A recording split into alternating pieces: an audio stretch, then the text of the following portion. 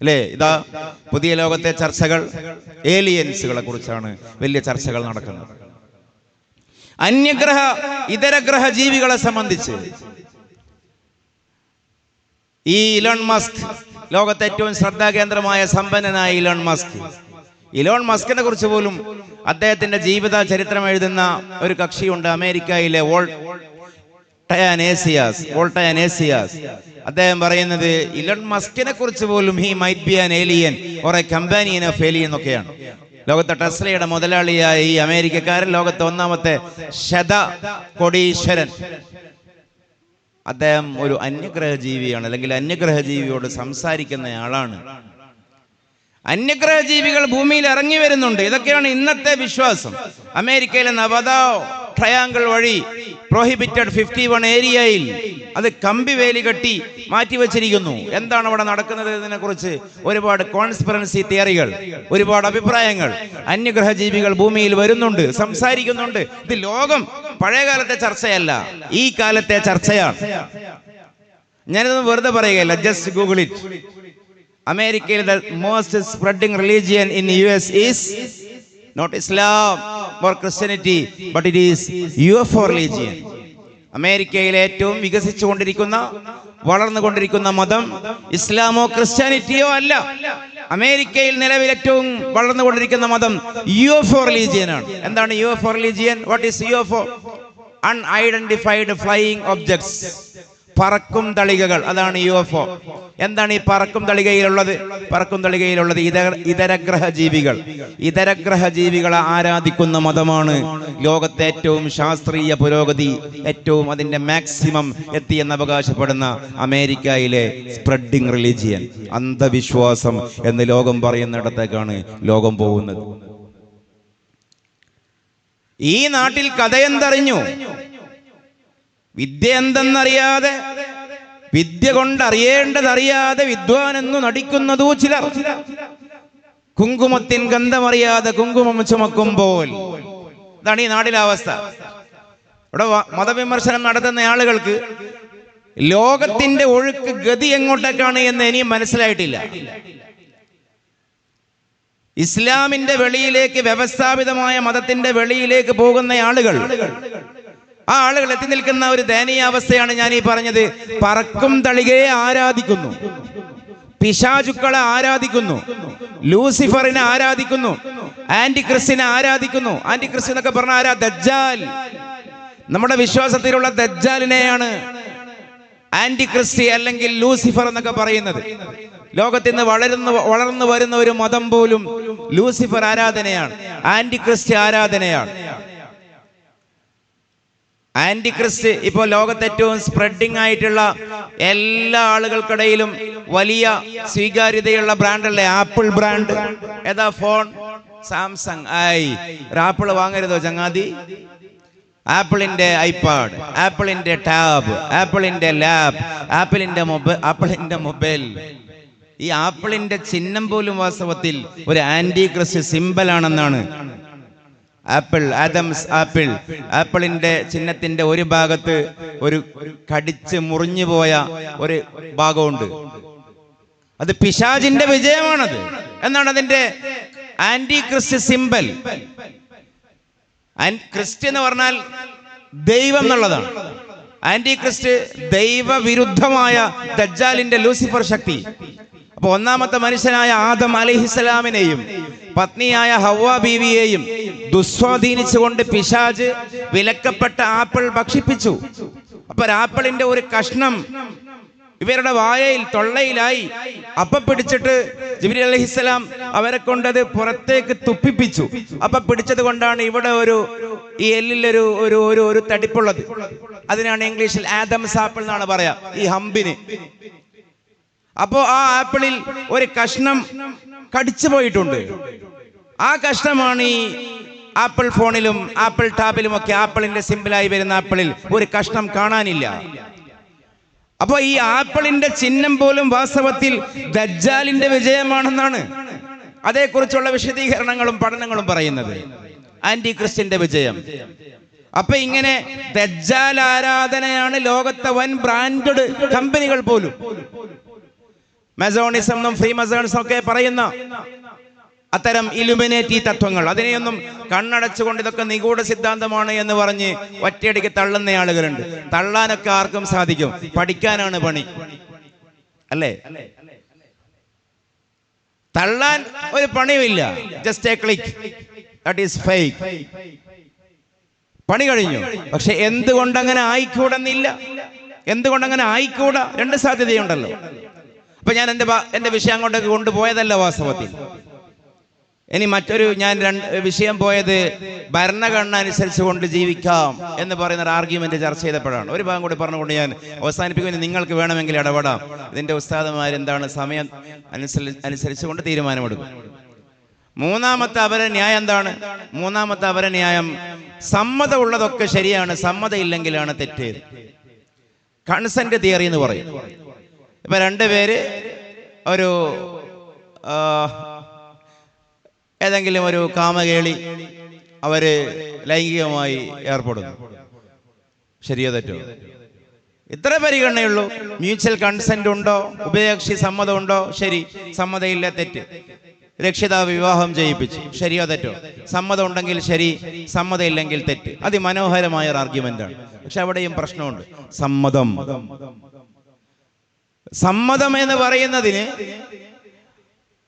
Consent ഏത് കാലത്തും ഏത് പ്രായത്തിലുമുള്ള കൺസെന്റിനാണ് പരിഗണന കൊടുക്കുക. ഇപ്പോൾ ഏജ് ഓഫ് കൺസെന്റ് എന്ന് പറയുന്നൊരു പ്രായപരിധി നിയമപരമായി എല്ലാ രാജ്യത്തും ഉണ്ട്. ഇപ്പൊ ഇന്ത്യയിലൊക്കെ ഏജ് ഓഫ് കൺസെന്റ് 18 ആണ്. 18 വയസ്സിന് മുകളിലുള്ളവർ ഉഭയകക്ഷി സമ്മതത്തോടെ ചെയ്യുകയാണെങ്കിൽ തെറ്റല്ല, അതല്ല ഇന്ത്യയുടെ നിയമം. അപ്പൊ ഇന്ത്യയിൽ ഏജ് ഓഫ് കൺസെന്റ് 18. ഇന്ത്യയിൽ മാത്രമല്ല, കോമൺവെൽത്ത് രാജ്യങ്ങളിലൊക്കെ ഏകദേശം 18 ആണ്. ബ്രിട്ടീഷുകാർ ഭരിച്ചൊഴിവാക്കി പോയ രാജ്യങ്ങൾ അവിടെയൊക്കെ 18 ആണ്. പക്ഷേ 18 തന്നെയല്ലല്ലോ എല്ലാ രാജ്യത്തും. ഇപ്പൊ ചൈനയിലൊക്കെ 12 ആണ്, ഫിലിപ്പൈൻസിൽ 13 ആണ്. ആ ഏരിയ ഫിലിപ്പൈൻസ്, തായ്വാൻ, തായ്ലാന്റ്, ദക്ഷിണ കൊറിയ, ഉത്തര കൊറിയ, ദക്ഷിണേഷ്യ രാജ്യങ്ങളിലൊക്കെ 12, 13 ആണ് age of consent. GCC Arab രാജ്യങ്ങളിലേക്ക് പോയാൽ 20 ആണ് ഏജ് ഓഫ് കൺസെന്റ്. അതിൽ തന്നെ ബഹ്റൈനിൽ ലാസ്റ്റ് നോക്കിയപ്പോൾ 21 ആണ്.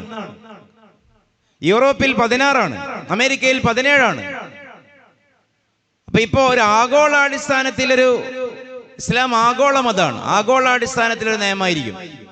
അതേസമയം നോക്കൂ, ഈ പറയുന്ന സ്വതന്ത്ര നാസ്തിക ചിന്തയനുസരിച്ചുകൊണ്ട് ഏത് പ്രായത്തിലുള്ള സമ്മതമാണ് പരിഗണിക്കുക, മാനദണ്ഡമാക്കുക എന്ന് ചോദിച്ചാൽ ഏത് പ്രായമാണ് പരിഗണിക്കുക? ഇപ്പൊ ലോകത്തെ നിയന്ത്രിക്കുന്നത് അമേരിക്കയാണെന്ന് മനസ്സിലാക്കിയാൽ 16 ആണ്.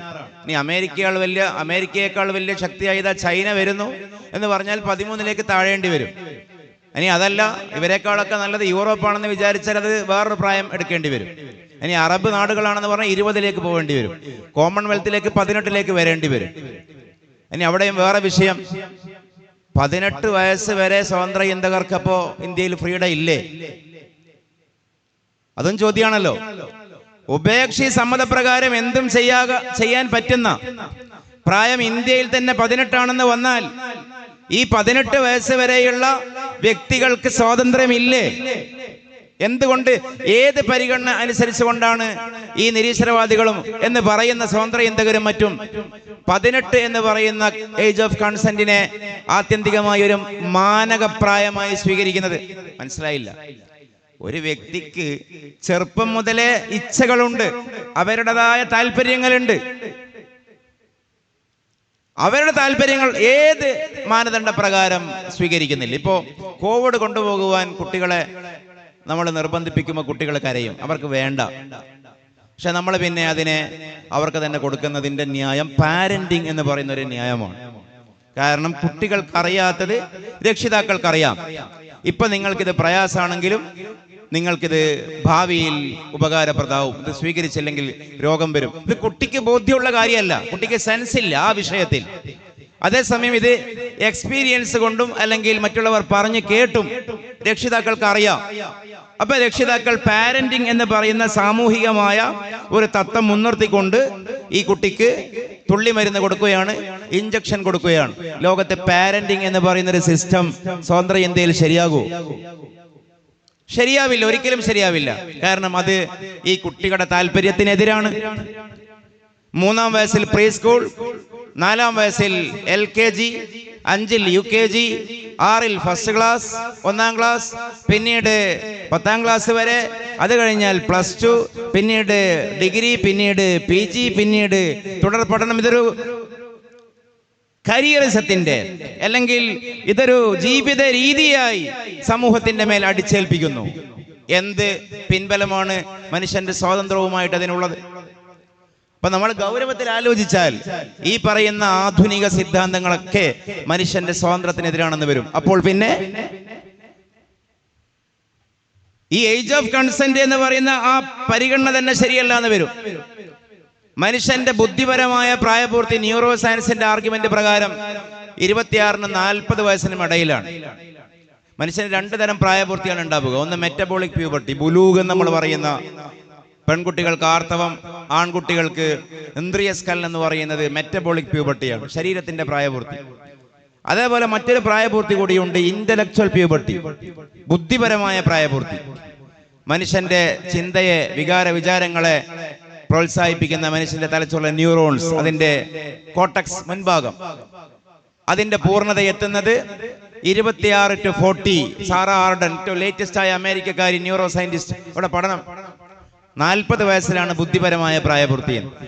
അബ്ദുള്ളയുടെ പുത്രനായ മുഹമ്മദ് റസൂലുള്ളാഹിയാകുന്നത് 40-ലാണ് സ്വല്ലല്ലാഹു അലൈഹി വസല്ലം. ഇന്റലക്ച്വൽ പ്യൂബർട്ടി അതിന്റെ പെർഫെക്ഷനിൽ എത്തുന്ന കാലമെന്ന് ഒരുപക്ഷെ സയൻസ് കൊണ്ട് പറയാൻ കഴിയും. അപ്പൊ അതാണ് അതിന്റെ ഒരവസ്ഥ. ഞാൻ ഇനിയും ദീർഘിപ്പിക്കുകയല്ല. നമ്മൾ പുറമേ നിന്ന് നോക്കുമ്പോൾ അതിമനോഹരമാണ് ഇവരുടെ വാദങ്ങൾ എന്ന് തോന്നുമെങ്കിലും ഉള്ളിലേക്ക് ചെന്നാൽ അത് മനുഷ്യത്വ വിരുദ്ധമാണ്. അത് വിഡ്ഢിത്തമാണെന്നല്ല, അത് മനുഷ്യത്വ വിരുദ്ധമാണെന്ന് മനസ്സിലാക്കാൻ കഴിയും.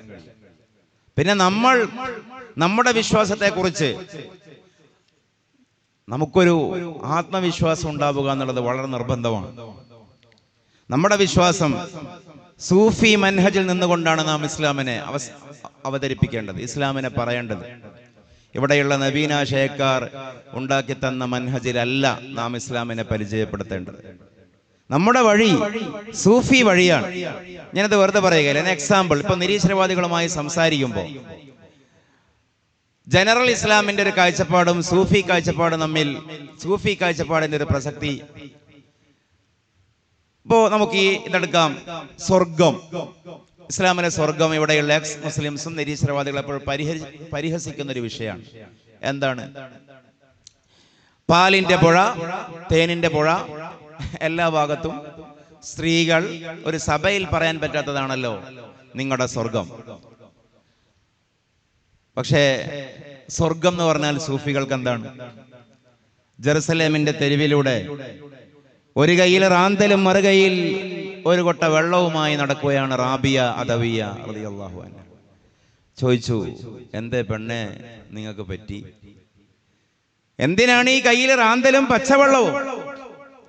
അപ്പൊ എന്തേ പറഞ്ഞത്? മറുപടി, ആളുകൾക്ക് വേണ്ടത് സ്വർഗമാണ്, ആളുകൾക്ക് പേടി നരകവുമാണ്, ആളുകൾക്കാർക്കും അള്ളാഹുവിനെ വേണ്ട, അള്ളാഹുവിനെ വേണ്ടാതായിരിക്കുന്നു, വേണ്ടത് സ്വർഗമാണ്. അതുകൊണ്ട് ഞാൻ ഈ തീപ്പന്തം കൊണ്ട് സ്വർഗം കത്തിക്കാൻ പോവുകയാണ്. സൂഫി വാക്കുകളാണ്.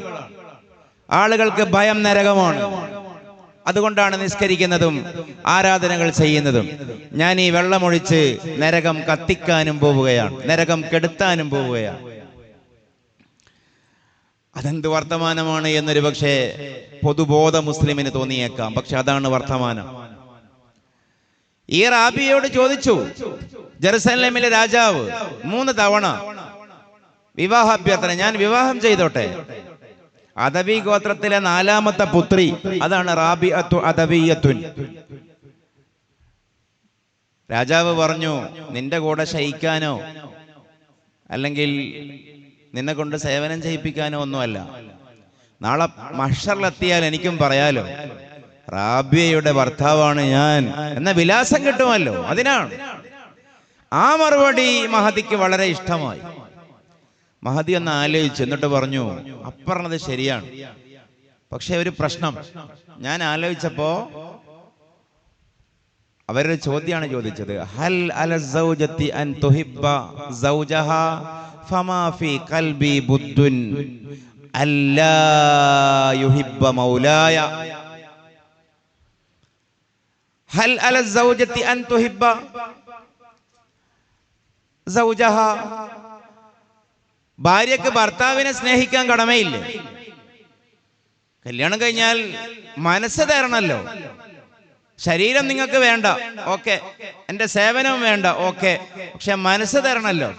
ഫമാ ഫീ ഖൽബി ബുദ്ദുൻ അല്ലാ യുഹിബ്ബ മൗലാ, അല്ലാ യുഹിബ്ബ മൗലായ ഔ മൗലാഹു, ഓർമ്മയില്ല, രണ്ടും ഫിറ്റാണ്. ഏതായാലും അറബിയിൽ എന്റെ കൽബിൽ ഒരു ഒഴിവും ഇല്ല അതിന്റെ നാഥനെ സ്നേഹിക്കാതെ.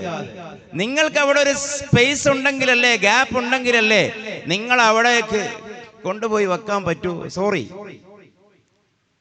എന്നിട്ട് പാടിയതാണ് ഹസ്ബി റബ്ബി ജല്ലല്ലാഹ്.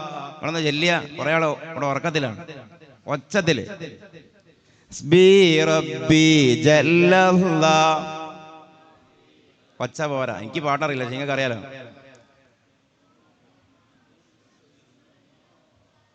ഏതോ ഒരു കുട്ടി നല്ലോണം പാടണം. ഇല്ലല്ലാ, എനിക്ക് അല്ലാഹു മതി. അല്ലാഹു ആണ് വാസ്തവത്തിൽ സ്വർഗം എന്ന് നമ്മൾ പറയേണ്ടതല്ലേ? അതല്ലേ ശരിക്കും സ്വർഗം? ജസാഉഹും ഇൻദ റബ്ബിഹിം ജന്നാത്തു അദ്നിൻ തജ്രി മിൻ തഹ്തിഹൽ അൻഹാർ ഖാലിദീന ഫീഹാ റളിയല്ലാഹു അൻഹും വറളു അൻ ദാലിക ലിമൻ ഖശിയ റബ്ബ. ജസാഉഹും ഇൻദ റബ്ബിഹിം. ഇന്ദിയത്താണ് പ്രധാനം, മഅയ്യത്തുള്ളയാണ് പ്രധാനം. ളറബല്ലാഹു മസലൻ ലില്ലദീന ആമനു ഇംറഅത ഫിർഔൻ ഇദ് ഖാലത് റബ്ബി ഇബ്നി ഇൻദക ബൈതൻ ഫിൽ ജന്ന. ആസിയ ബി അല്ലാഹുവിനോട് ദുആ ചെയ്തതിനെ മാതൃകയായി ഖുർആൻ പരിചയപ്പെടുത്തുകയാണ്. ആസിയ പറഞ്ഞ സന്ദർഭം ശ്രദ്ധേയമത്രേ. നിന്റെ അരികെ എനിക്ക് തോട്ടത്തിൽ ഒരു വീട്. സ്വർഗം വാസ്തവത്തിൽ ഏതാ? അല്ലാഹു. ഒരാൾ സ്റ്റേറ്റ് നേതാവായി എന്ന് കൂട്ടിക്കോ, സംസ്ഥാന നേതാവായി, സംസ്ഥാന പ്രസിഡന്റായി, അഖിലേന്ത്യാ നേതാവായി. അപ്പൊ അയാൾ എന്ത് ചെയ്യും? പഴയ വീടൊക്കെ ഒന്ന് മോടി കൂട്ടും, സോഫയൊക്കെ ഒന്ന് മാറ്റും. ഒരു വാഹനത്തിന് മാത്രം കറങ്ങാവുന്ന മുറ്റം ഒരു 4-5 വാഹനങ്ങൾക്ക് കറങ്ങാവുന്ന നിലയിൽ വലുതാക്കും. ഗാർഡനൊക്കെ വെച്ച് പിടിപ്പിക്കും വീട്ടിന്റെ മുറ്റത്ത്. അക്വേറിയമൊക്കെ വെക്കും. നല്ല വെള്ളവും നല്ല ഫ്രൂട്ട്സ് ഒക്കെ 24 മണിക്കൂറും അവൈലബിൾ ആക്കും. കാരണം ഗസ്റ്റുകൾ വരും. അള്ളാനെ കാണാൻ ഗസ്റ്റുകൾ വരും സ്വർഗത്തിൽ. ലിഖാഉള്ളയാണ് പ്രധാനം. അവർക്ക് മേയാൻ ജന്നാത്ത് ഉണ്ടാകണം, കാറ്റുകൊള്ളാൻ മരങ്ങൾ ഉണ്ടാകണം, കഥ പറഞ്ഞിരിക്കാൻ അരുവികൾ ഉണ്ടാവണം, കുടിക്കാൻ ഫ്രൂട്ട്സ് പഴച്ചാറുകൾ കിട്ടണം. അത് രണ്ടാമത്തതാണ്. പാൽപ്പുഴയും തേൻപുഴയും, ഒരു പുഴയൊന്നും ഇല്ലെങ്കിൽ കൂടിയും ഇനി പാൽപ്പുഴയും തേൻപുഴയും സൽസബീലും തസ്നീമും, ഇതൊക്കെ രണ്ടാമത്തതാണ്. ഒന്നാമത്തത് സ്വർഗത്തിൽ അള്ളാഹുവിന് വേണ്ടി സൂഫികൾ പറയുന്ന സ്വർഗത്തെ അവതരിപ്പിച്ചാൽ ഏത് ബുദ്ധിക്കും കൺവിൻസ്ഡ് ആവും. ലിഖാഉള്ളയാണ് സ്വർഗം. ഉസല്ലി ഫർളൽ ളുഹരി 4 റകഅത്തിൻ മുതവജ്ജിഹൻ ലിൽ ഖിബ്ലത്തി അദഅൻ ലില്ലാഹി തആല. എന്താണ് ലില്ലാഹി തആല? അള്ളാഹ്ക്ക് വേണ്ടി എന്ന് പറഞ്ഞാൽ എന്താ? നീ എന്തിനാണ് 20 കൊല്ലമായി പ്രവാസത്തിന് കഷ്ടപ്പെടുന്നു? മകളെ കെട്ടിക്കാൻ വേണ്ടി. എന്തിനാണ് പാടത്തും പറമ്പത്തും അധ്വാനിക്കുന്നത്? വീട് വെക്കാൻ വേണ്ടി. അവിടെ അത് ഗായിയാണ്, ലാമലിൽ ഗായ, ലക്ഷ്യത്തിന് വേണ്ടിയാണ്, ഒരു കാര്യം നേടിയെടുക്കാനാണ്. അതേസമയം ലില്ലാഹി തആല എന്ന് പറഞ്ഞാലോ, അതിന്റെ ഒരു നീ ഭക്ഷണം കഴിക്കുന്നത് എന്തിനാ? വിശപ്പ് മാറാൻ. വെള്ളം കുടിക്കുന്നത് എന്തിനാ? ദാഹം മാറാൻ. നിസ്കരിക്കുന്നത് എന്തിനാ? അള്ളാനെ കിട്ടാൻ. അള്ളാനെ കിട്ടാൻ. മോൾക്ക് വേണ്ടി അധ്വാനിക്കുന്ന പോലെയല്ല. വീട് മോൾക്ക് വേണ്ടി അധ്വാനിക്കുന്ന പോലെ അള്ളാഹ്ക്ക് വേണ്ടി നമ്മൾ നിസ്കരിക്കുകയല്ല, അള്ളാനെ കിട്ടാനാണ്. ഇദഹ്തുജിബു അൻ റുയത്തില്ലാഹി. അതാഹുല്ലാഹു സിക്കന്ദരി റഹിമഹുല്ലയുടെ ഹിക്കമിന് ഷറഹ് ചെയ്തുകൊണ്ട് ഈഖാഉൽ ഹിമമിൽ ഇബ്നുൽ ഹാജിബ് തങ്ങൾ ഉദ്ധരിക്കുന്ന ഒരു ഹദീസ് ഉണ്ട്.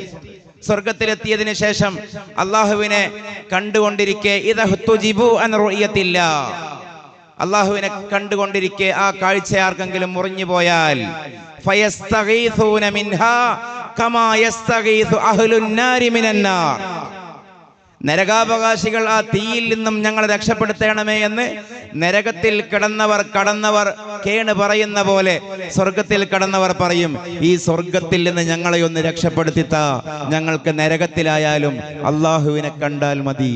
അതാണ് സ്വർഗം, അതാണ് സ്വർഗം. ഇന്ന മിനൽ ഇബാദ് മൻ യഅ്ബുദല്ലാഹ ലിഗറദിൻ ആഖർ فكأنه لو حصل ذلك الغرض بطريق آخر لترك الواسطة. ഇമാം ഖുർത്തുബി. അല്ലാഹു അല്ലാത്ത ലക്ഷ്യത്തിന് വേണ്ടി ആരാധിക്കുന്ന ആളുകളുണ്ട്, പക്ഷേ ആ ആളുകൾക്ക് സ്വർഗമാണ് ഉദ്ദേശം. സ്വർഗം കിട്ടിയാൽ അല്ലാഹുവിനുള്ള ആരാധന ഒഴിവാക്കും. ذلك جهل عظيم. വിഡിത്തമാണ്. ഞാൻ അങ്ങോട്ടേക്ക് എൻ്റെ വിഷയം പോവുകയല്ല. അപ്പൊ ബേസിക്കലി എല്ലാ രീതികളിൽ ആലോചിച്ച് നോക്കിയാലും ഈ ഇസ്ലാമിനെ നമ്മൾ ഈ പറയുന്നത് പോലെ നവീകരിച്ച് മറ്റെന്തോ ആക്കി തീർത്ത് പറയുന്ന ഒരു പ്രശ്നം സമൂഹത്തിൽ തീർച്ചയായും ഉണ്ട്. ഇസ്ലാമിന്റെ ലക്ഷ്യം എന്ന് പറയുന്നത് റിദ്വാനും മിനല്ലാഹ്, സാറ്റിസ്ഫാക്ഷനാണ്. ഭൗതികവാദികളുടെയും ജീവിതത്തിന്റെ ഉദ്ദേശം സാറ്റിസ്ഫാക്ഷനാണ്, സംതൃപ്തി കിട്ടുക. മുസ്ലിങ്ങൾ പറയുന്ന സംതൃപ്തി അള്ളാഹനെ അനുഭവിക്കുക എന്ന് പറയുന്ന സംതൃപ്തിയാണ്. ആ സംതൃപ്തിയിലേക്ക് പോകുമ്പോൾ കിട്ടുന്ന ബോണസുകളാണ്, ആനുകൂല്യങ്ങളാണ് ബാക്കി പറഞ്ഞ കഥകളൊക്കെ. എക്സാമ്പിൾ മാത്രം ഞാൻ പറഞ്ഞതാണ്. അപ്പോ ഞാൻ എൻ്റെ വാക്കുകൾ അവസാനിപ്പിക്കുകയാണ്. ഏകദേശം 11:30 മണി കഴിഞ്ഞു അല്ലേ ഉസ്താദേ? കുഴപ്പമില്ലേ? അല്ലെ, കുറച്ചുകൂടി പറഞ്ഞിട്ട് നിങ്ങൾ ഇടപെടാം, ഞാൻ മാത്രം പറയുന്നില്ലെന്നാൽ. അപ്പൊ ആ വഴി നമ്മൾ ഇവരെ ഇങ്ങനെ കുറ്റപ്പെടുത്തുന്നതിന് പകരം ആളുകൾ അങ്ങോട്ടേക്ക് ഇസ്ലാം നാമധാരികൾ പോകുമ്പോൾ അവരെന്തുകൊണ്ടാണ് അവർക്ക് അനുകൂലമായി മീൻസ് അവർക്ക് കൺവിൻസിംഗ് ആയൊരു ഭാഷ ഡെവലപ്പ് ചെയ്യുന്നതിന്റെ ഭാഗമായിട്ടാണ് ഞാൻ പറഞ്ഞത്. ഒരു ആധ്യാത്മികമായ തസവുഫിന്റെ അംശം കലർത്തിയിട്ട് ഇസ്ലാമിനെ പരിചയപ്പെടുത്തിയാൽ അത് കൺവിൻസിംഗ് ആയിരിക്കും. നിങ്ങൾക്ക് ആ വിഷയത്തിൽ എതിരഭിപ്രായം ഉണ്ടെങ്കിൽ നിങ്ങൾ ആലോചിച്ച് നോക്കൂ. അങ്ങനെ തന്നെയല്ലേ സ്വർഗം? അങ്ങനെ തന്നെയല്ലേ സ്വർഗം? ഇന്ത്യത്ത് മഴയത്തില്ലാത്ത സ്വർഗം സ്വർഗമാണ്. ഇനി അതിനൊരു മാള് പോലെ അവതരിപ്പിക്കേണ്ട കാര്യമില്ലല്ലോ. സ്വർഗം എന്ന് പറഞ്ഞാൽ ചിലപ്പോ നമ്മൾ അവതരിപ്പിക്കുന്നത് കേട്ടാൽ ഞാൻ എന്നെയും നിങ്ങളെയും നമ്മളെയും എല്ലാവരെയും അങ്ങനെ പറയുന്നവരെയാണ് ഉദ്ദേശിക്കുന്നത്. നിങ്ങൾ അങ്ങനെ പറയുന്നില്ലെങ്കിൽ ഞാൻ ഉദ്ദേശിക്കുന്നുമില്ല. നമ്മൾ ദുബൈ മാളൊക്കെയാണെന്ന് തോന്നും സ്വർഗത്തെ കുറിച്ച് പറയുന്നത് കേട്ടാൽ. സ്വർഗം ഒരു സിവിലൈസേഷനാണ്, കൾച്ചറാണ്. കൃഷിയുണ്ട്, കച്ചവടമുണ്ട്, ഒരു ജീവിതമല്ലേ. ഇപ്പൊ ലോകത്ത് യുക്തിവാദികളും നിരീശ്വരവാദികളും മുസ്ലിം സ്വാതന്ത്ര്യത്തിനും ആലോചിക്കേണ്ട വളരെ ഗൗരവമുള്ളൊരു വചനം കൂടിയാണത്. ഏത്? ജസാഉഹും ഇൻദ റബ്ബിഹിം ജന്നാത്തു അദ്നിൻ. കാരണം ആധുനിക മനുഷ്യന്റെയും വിനോദസങ്കല്പം ഈ പറഞ്ഞതിന്റെ അപ്പുറത്തേക്ക് പോയിട്ടില്ല. എത്ര വലിയ അപ്പാർട്ട്മെന്റുകൾ കെട്ടിയാലും അവിടെ ഒരു തോട്ടം ഉണ്ടാക്കാൻ ആളുകൾക്ക് കൗതുകമാണ്. കാരണം ഈ സർവൈവലിംഗ് സൈക്കോളജി എന്ന് പറയും, അതിജീവന മനഃശാസ്ത്രമാണ് പച്ചപ്പ്, ചെടികൾ. മരുഭൂമിയിലുള്ളവർ പോലും ചിത്രപ്പെടുത്തില്ല, അവരും ചിത്രപ്പെടുത്തുക പൂക്കളാണ്. കാരണം അവർക്കറിയാം ചെടികളും പൂക്കളുമാണ് അതിജീവനത്തിന്റെ സിമ്പൽ എന്ന്. ഖുർആൻ പറയുകയാണ് ജന്നാത്തു അദ്നിൻ, അദ്നെന്ന് പറയുന്ന തോട്ടം. തജ്രീ മിൻ തഹ്തിഹൽ അൻഹാർ. ഖുർആൻ പല ഘട്ടങ്ങളിൽ ഉദ്ധരിക്കുന്ന ഒരു പ്രയോഗമാണ് സ്വർഗത്തിൽ അടിഭാഗത്തിലൂടെ അരുവികൾ ഒഴുകുന്ന ആരാമ ഭംഗി എന്ന് പറയുന്ന ഒരു കൺസെപ്റ്റ്.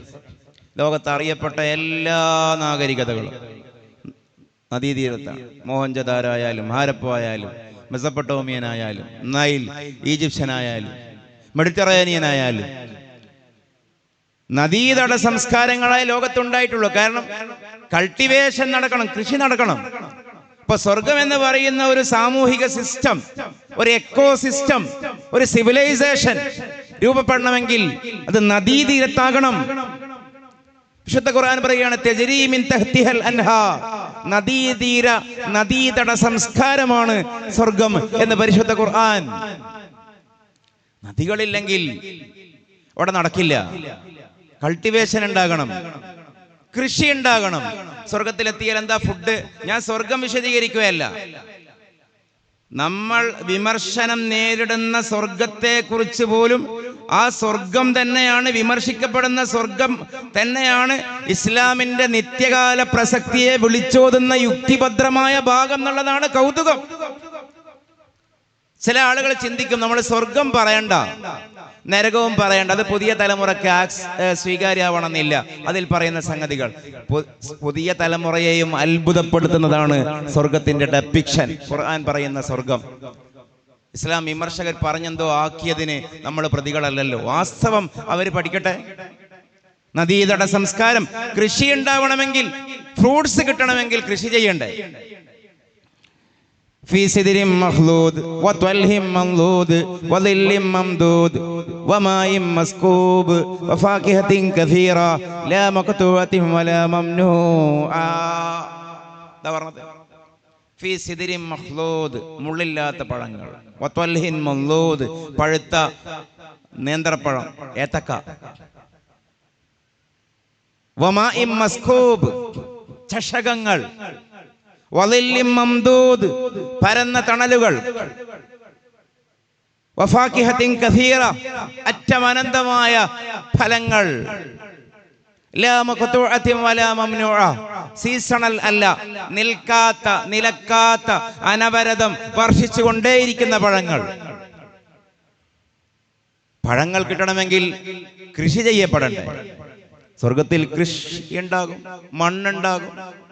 ഒന്നൊക്കെ മത്സരി ചെയ്യണം, അല്ലെ മലക്കുകൾ ചെയ്യണം, എല്ലാം മടുക്കൂലേ? 3 ദിവസത്തേക്ക് താമസിക്കാൻ പോയതല്ലല്ലോ സ്വർഗത്തിൽ. ഖാലിദീന ഫീഹാ, സ്വർഗത്തിൽ കടക്കുന്നവർക്ക് അവിടെ പൗരത്വമുണ്ട്.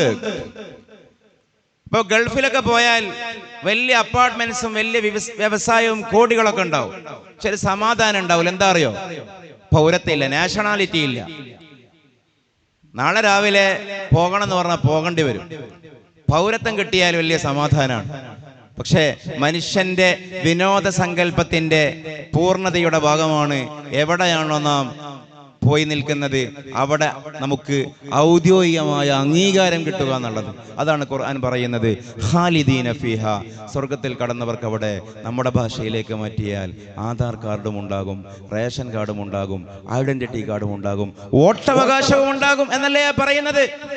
സ്വർഗത്തിന്റെ രേഖയിൽ നമ്മളുണ്ട് എന്ന്. ഗസ്റ്റുകളല്ല സ്വർഗത്തിൽ, നമ്മൾ ഗസ്റ്റുകളല്ല, സ്വർഗത്തിൽ നമ്മൾ പൗരന്മാരാണ്. ഖാലിദീന ഫീഹ, സാറ്റിസ്ഫൈഡ്, പൗരത്വം കിട്ടി.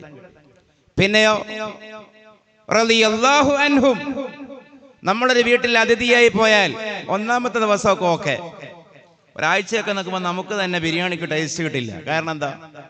നമുക്കൊരു തോന്നലായിരിക്കും നമ്മൾ മടുക്കുന്നുണ്ടോ എന്ന്. ഒരാഴ്ചയൊന്നും കഴിയണ്ട, ഒരു നേരത്തോട് നേരമായാൽ തന്നെ. പക്ഷേ ഇവിടെ പറയുകയാണ് റളിയല്ലാഹു അൻഹും, അല്ലാഹുവിനെ ഇവരെ കുറിച്ച് മടുപ്പില്ല. എത്ര കാലമായി ഇവരെ പോറ്റുന്നു, ഇനി പുതിയൊരു ടീമിനെ കൊണ്ടുവരാം എന്ന് അല്ലാഹു കരുതില്ല. വറളൂ അൻ, എന്നാ നമുക്ക് അല്ലാഹനെ മടുക്കുവോ, റസൂലിനെ മടുക്കുവോ? അതും ഇല്ല. കാരണം എന്താ? എത്ര വലിയ ഭൗതിക ലോകത്തെ നേതാക്കന്മാരാണെങ്കിലും ആദ്യമൊക്കെ കാണാനും കൂടെ പോകാനും ഒരു സെൽഫി എടുക്കാനൊക്കെ കൗതുകമായിരിക്കും. കണ്ടോണ്ടിരുന്നാലോ വലിയ മടുപ്പാണ്. ആദ്യം അങ്ങോട്ടേക്ക് ഒരു കോൾ ചെയ്യാൻ പറ്റുമോ ഇല്ല എന്നുള്ള കാര്യത്തിൽ ഒരുപാട് ആലോചിച്ചാണ്. കണ്ടോണ്ടിരുന്നാൽ പിന്നെ ഇങ്ങോട്ടേക്ക് കോള് വരുമ്പോൾ നമ്മൾ എടുക്കൂല, മടുപ്പാണ്. ഇവിടെയുള്ള ഏത് ലീഡേഴ്സ് ആണെങ്കിലും വാസ്തവം ഒരു പരിധിയോളം. പക്ഷേ റളിയല്ലാഹു അൻഹും വറളൂ അൻ, ഈ സ്വർഗത്തിൽ കടന്നവർക്ക് അള്ളാനെയും മടുക്കുന്നില്ല, റസൂലിനെയും മടുക്കുന്നില്ല. വിനോദ സങ്കല്പത്തിൽ ഇതിനേക്കാൾ എന്ത് വേണം?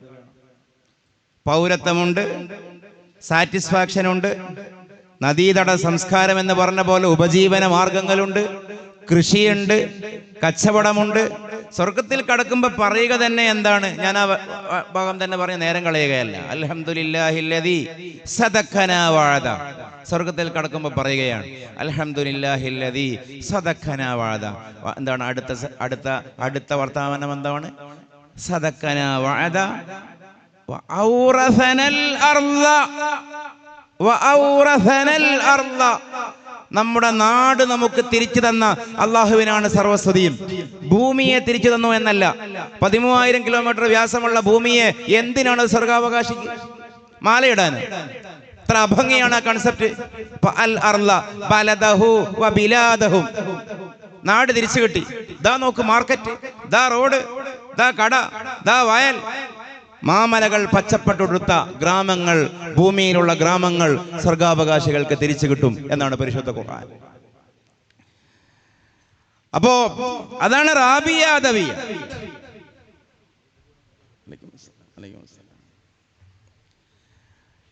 അള്ളാഹുവിനെ കിട്ടാൻ മെനക്കെടുമ്പോഴുണ്ടാകുന്ന നേട്ടമാണ് വാസ്തവത്തിൽ അവർ സൂചിപ്പിച്ചത്. വിശുദ്ധ ഹദീസിന്റെയും ഖുർആന്റെയും വെളിച്ചത്തിൽ 3 തത്വങ്ങൾ, ഞാൻ ആ 3ലേക്ക് എൻ്റെ ഒരു ഓളം ഞാൻ തെറ്റിക്കുന്നില്ല. ചില വിഷയങ്ങൾ, ചില ഭാഗങ്ങൾ, ഇപ്പോൾ ചർച്ച ചെയ്തുകൊണ്ടിരിക്കുന്ന ഭാഗങ്ങൾ മറ്റൊരു രീതിയിൽ പരാമർശിക്കുന്നു എന്നേ ഉള്ളൂ. സ്വർഗവുമായി ബന്ധപ്പെട്ട വിവാദം ഇവിടെ നിലനിൽക്കുന്നുണ്ട്. കുല്ലിയായ കായികകൾ, അത് നമ്മുടെ ഒരു മൻഹജാണ്. സൂഫി മൻഹജ് എന്ന് പറഞ്ഞതുപോലെ കുല്ലിയായ കായികകൾ നമ്മൾ ഈ മിൻഹാജിന്റെ മത്തിൽ തന്നെ പറയുന്നുണ്ടല്ലോ. ഇസ്ലാം എന്ന് പറഞ്ഞാൽ വദ്ഉൻ ഇലാഹിയുൻ, ഇലാഹികമായ ദൈവികമായിട്ടുള്ള ഒരു വ്യവസ്ഥയാണ്. അപ്പൊ എല്ലാ കാലത്തേക്കുമുള്ള ഒരു വിശാലമായൊരു കണ്ണ്, ആ അർത്ഥത്തിലെ നമ്മൾ ഏത് കാര്യത്തെയും മനസ്സിലാക്കാവൂ.